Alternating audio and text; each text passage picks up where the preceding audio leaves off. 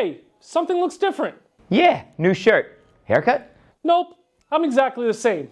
Let's get to work. Whenever you take a chemistry test, you will be given the magic formula spreadsheet. You don't need to memorize them, but you do need to know how they work. And that's why we've combined our efforts. Get it? Combined. I actually thought you'd make a gas joke. Oh, wait! Pressure times volume divided by temperature is equal to pressure times volume divided by temperature. Seems pretty obvious.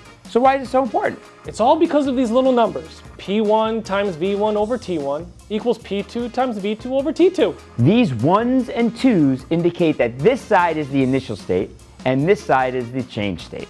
This is the combined gas law, and we use it to examine the relationship between pressure, volume, and temperature of a gas when any of these factors change. Because just like three sweaty siblings in the backseat of a road trip, what happens to one is going to affect the others.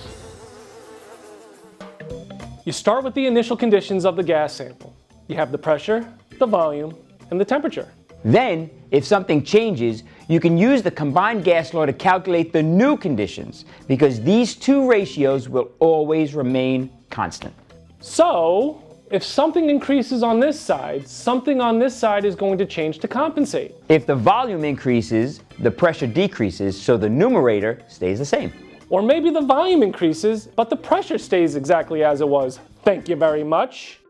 That means the temperature changes. And since temperature is in our denominator, it is increasing as well to keep this larger number in balance. This formula is all about plugging in what you know and finding out what you don't. The most important thing to remember is to keep your units consistent. If it's liters on this side, it needs to be liters on that side.